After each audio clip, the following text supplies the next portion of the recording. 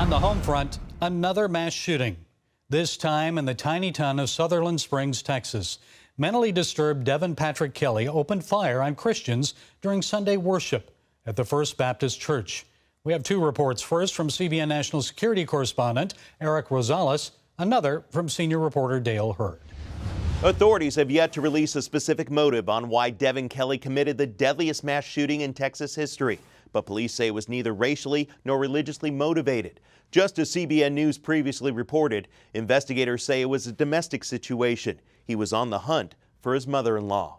I can tell you that the scene in there is horrific, is not even a word to describe it. After watching a video of the massacre inside this church, law enforcement officials say without a doubt the shooter intended to kill as many people as possible. There are many ways that he could have taken care of the mother-in-law without coming with 15 loaded magazines and an assault rifle to a church.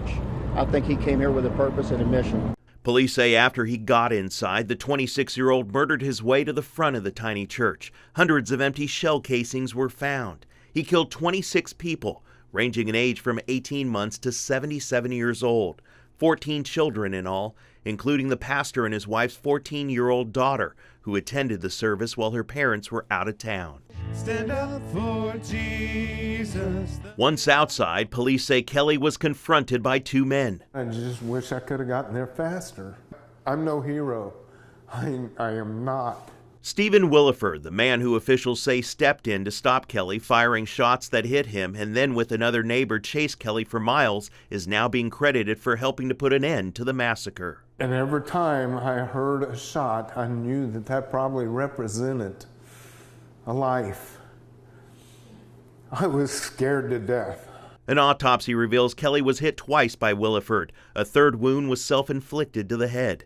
Police say as Kelley tried to get away, he used his cell phone and notified his father that he had been shot and didn't think he would make it. CBN News has uncovered the 26-year-old shooter was discharged from the Air Force in 2014 after serving a one-year sentence for assaulting his first wife and his 11-month-old stepson.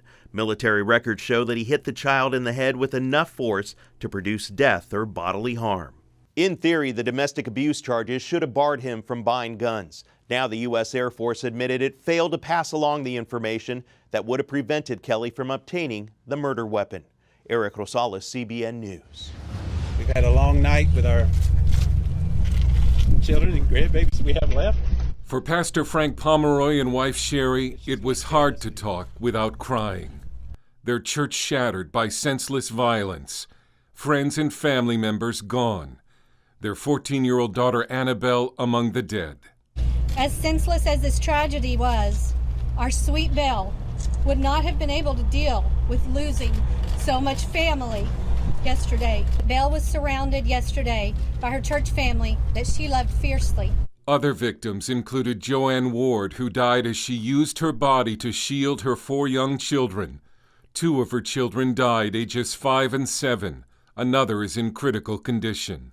And 8 members of the Holcomb family, 3 generations, including Associate Pastor Brian Holcomb, who was preaching Sunday, and his wife Crystal, who was 8 months pregnant, and 3 of their children. But despite this terrible tragedy, people in this small town are standing firm in their faith, and before the country and the national media, the church and its pastor are lifting up the name of Jesus, even as they know their friends and family are in heaven. We were a very close family. We ate together, we laughed together, we cried together, and we worshiped together. Now most of our church family is gone. Pastor Dimas Salaberios has been ministering to the church and its pastor. This was a church that glorified Jesus. This was a church of prayer. This is a church that's uniting around their pastor as the great example right now of a true shepherd. Pastor Pomeroy was not in the church Sunday, but his sermon the week before the tragedy was that even if things happen you don't understand, you still need to do what God is calling you to do, and to trust the Lord with all your heart, no matter what. We serve a God that's in a miracle-working business, guys. He can heal. He can bring forth all kinds of incredible fruit.